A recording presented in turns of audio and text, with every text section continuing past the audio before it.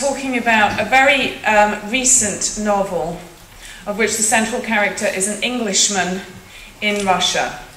So that is the differential. It is Russia being looked at through the eyes of an Englishman. This is the novel. It's called Snowdrops. Have any of you read it? No? Okay, I'm not expecting any of you to have read it. But you do, I take it, know what snowdrops in Russian slang are. That is to say, corpses that have been buried by snow and that are discovered when the snow melts. So we have a gloss. The first page of this novel is the dictionary definition of snowdrop, an early flowering bulbous plant having a white pendant flower, and the second meaning, Moscow slang, a corpse that, etc. So the English reader will know. I'm not surprised if this novel, Snowdrops, is not available in either Belarusian or Russian bookshops. And there are reasons why Belarusian and Russian translators are not likely to think it worth their while translating it. And those reasons will become clear in what I say. So I'm going to have to give an introduction to the novel which includes plot spoilers. So if anybody actually does want to read this novel and doesn't want to find out the plot, then you will have to leave the room.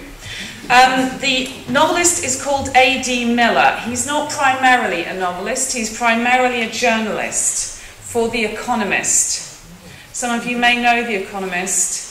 It's a weekly magazine, a British weekly magazine, but it's sold internationally. It isn't only concerned with economics, it's concerned with world politics, and its political inclination, I would say, is to the right of centre. So A.D. Miller worked as the British correspondent for The Economist in Moscow between 2004 and 2007. He then wrote his first novel, which was Snowdrops. And very luckily for a first novel, it got shortlisted for the most prestigious literary fiction prize in Britain, which is the Booker Prize. The full name is the Man Booker Prize. So in 2011, when it came out, it was shortlisted.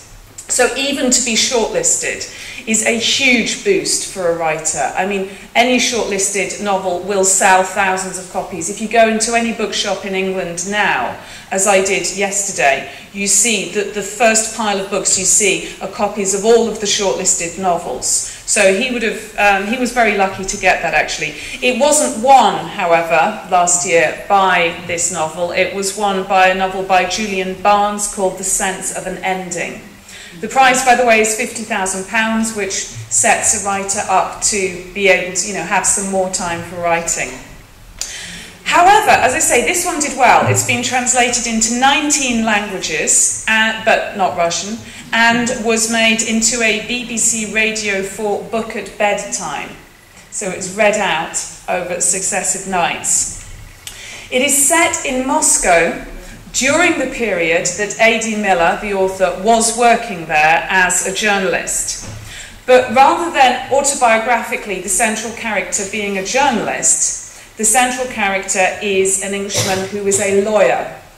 And he's working for an international law firm which arranges loans to Russian companies from Western and American banks. In this novel, there's two major plots and one minor one. One of the major plots comes from Nicholas, that's his name, the protagonist, from Nicholas's line of work.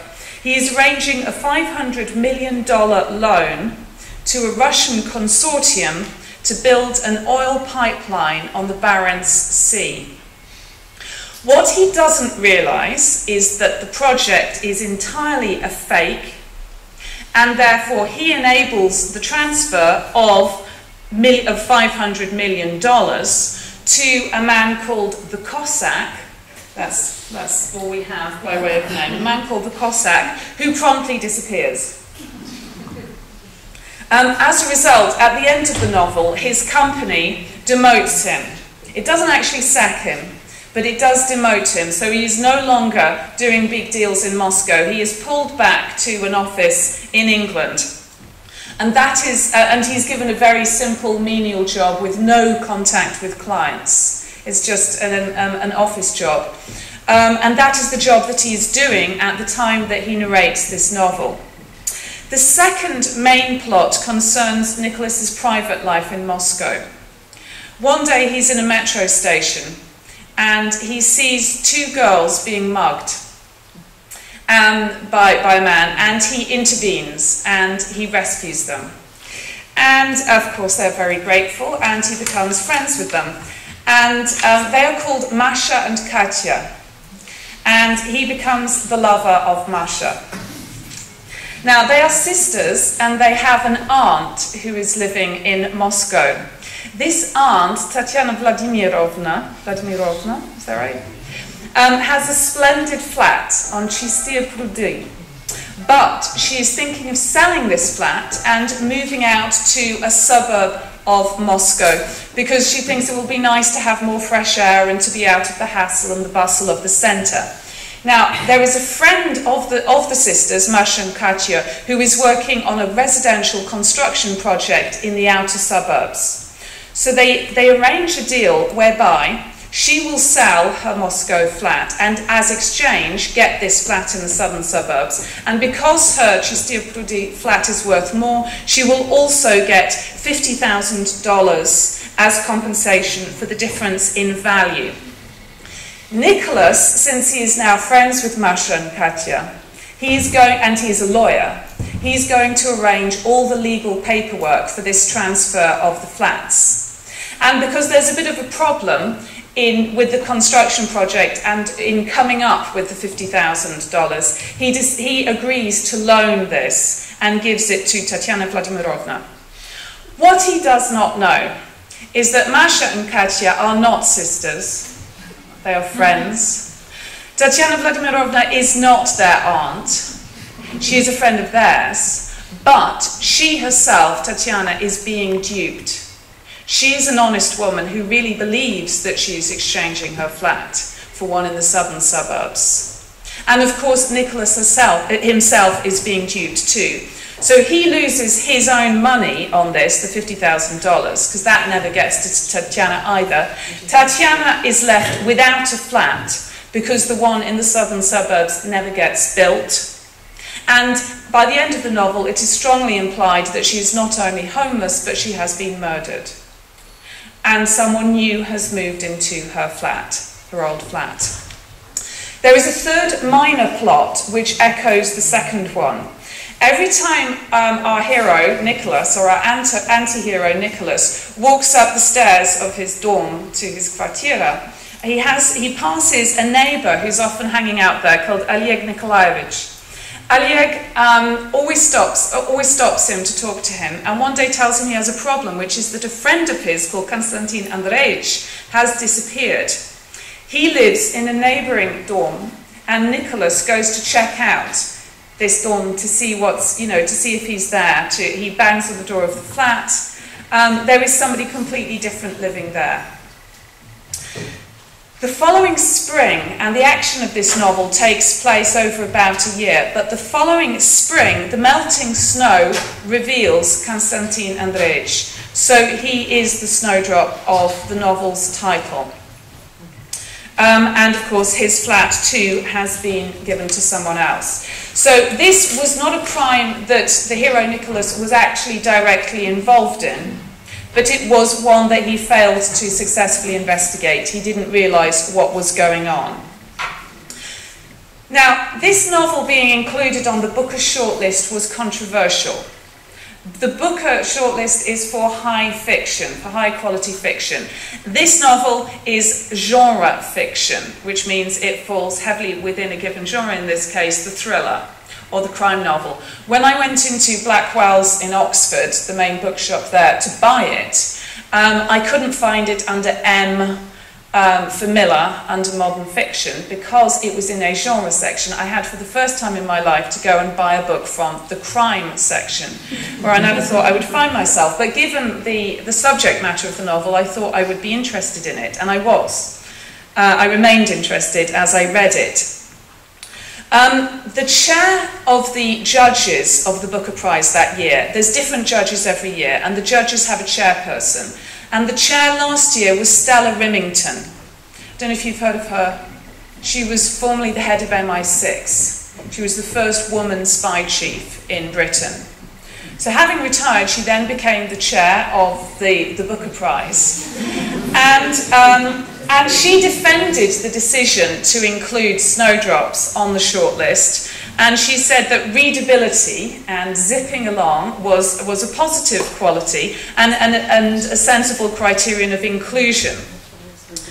That's not to say, though, that I would say that this is top-flight literature. This is genre fiction. As thrillers go, it's a decent one.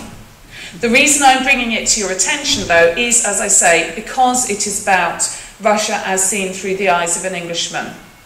And we have this national differential in a way that I think is interesting. So, several critics complained that the plots were predictable. They weren't to me. But that's because I don't read crime novels, and therefore I don't know what kind of conventions they have and what kind of plots to expect.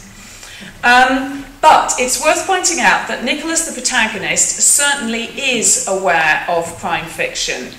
He is aware of the thriller genre. And as he is living his life in Moscow, he sees that life partly through the prism of that genre. So, for example, he describes his cynical journalist friend. He's got a friend who's working for The Independent, one of the British newspapers. So he's the Independent's Moscow correspondent, called Steve Walsh. He describes him as technically British, but he had been trying to avoid England and himself for so long, and in so many far-out places, that by the time I met him, he had become one of those lost foreign correspondents that you read about in Graham Greene, a citizen of the Republic of Cynicism. When Nicholas first sees Masha, she is wearing, quote, a Brezhnev-era autumn coat, which from a distance makes the girl in the coat look like the honey trap in a Cold War thriller.